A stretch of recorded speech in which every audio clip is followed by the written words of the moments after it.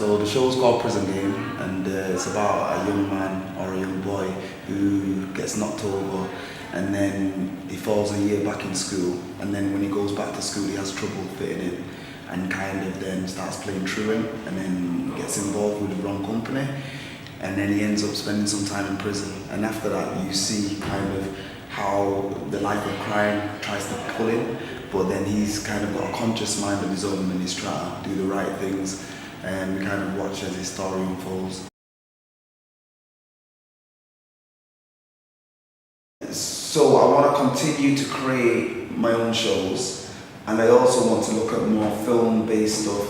And the reason for that is, because I'm like one person now and I'm coming down here, I just feel like I need to start reaching a bigger audiences as well. So I suppose the way of doing that is to kind of film things, and to try and get the stories, whether it be on cinema screens or whether it be on television, and to get the stories told in that way as well. And I've also got a new show that I just received some funding for a show called Rasta Live, which is about my dad and him going to Ethiopia to live. He was a Rasta man, and he came from the West Indies, lived here in England till he was about 45, 50, and then he emigrated to Ethiopia, and that's what my next show is, and it's touring later on this year. I've got 5 venues that I booked in to do the show, and that's kind of where we are with it. And I suppose why I wanted to tell that story is because I suppose the story of a black person committing crime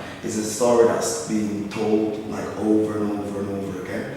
And I think in doing this show, I knew it before, but I realised it more when I was doing it. And I just wanted to tell a different story this time around. So that was why I chose my dad's story of him emigrating to Africa, because I just figured nobody has heard that story. And there's so many stories, I think, from inner city and from the black community that are just not told. So I think my duty is to kind of help to tell those stories.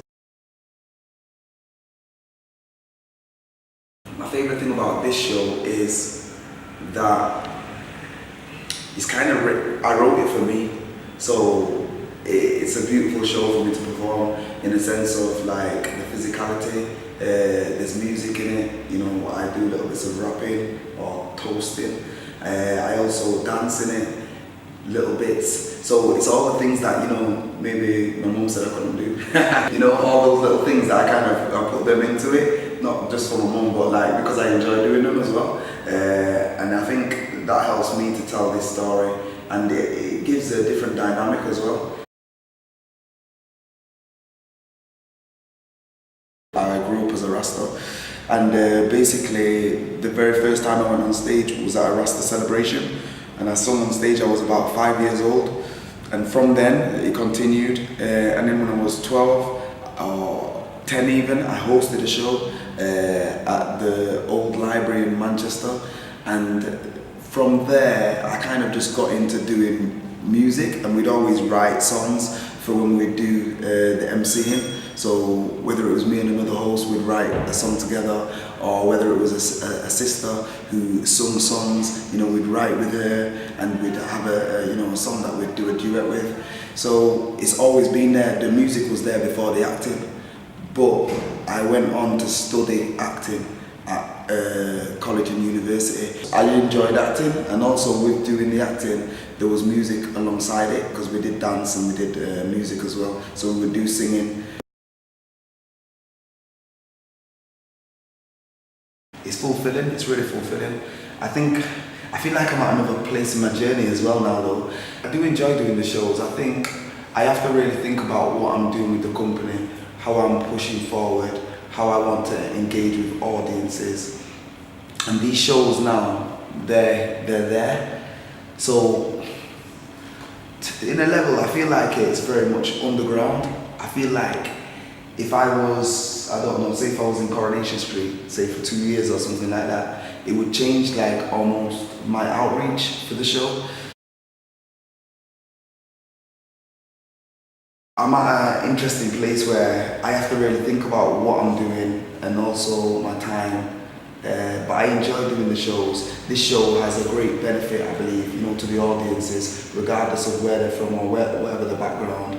I performed it in universities, I performed it in colleges, I performed it in youth offending institutes, I performed it inside prisons. So for me, it's done a great service, but I think it's almost, and maybe this is where I am with it, it's too big a job just for myself and the company. It almost needs the government, to say, okay then, we'll kind of fund it to go to major cities and young people could just come and see it for free, rather than even people having to pay money to come and see it, because it's really, I feel like it's a valuable life lesson.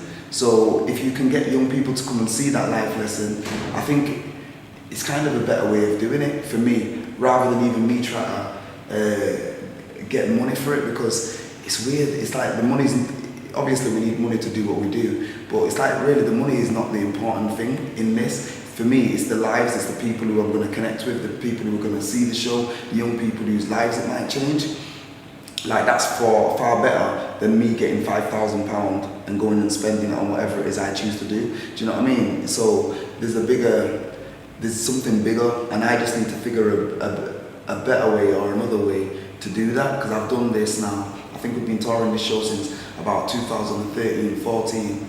We're in 2019 now, and the show's still going around, but it's like almost, I feel like we've done the end of that tour, and now it's kind of, it needs to be used in another way, and I need to recreate other stuff as well, and keep building and growing.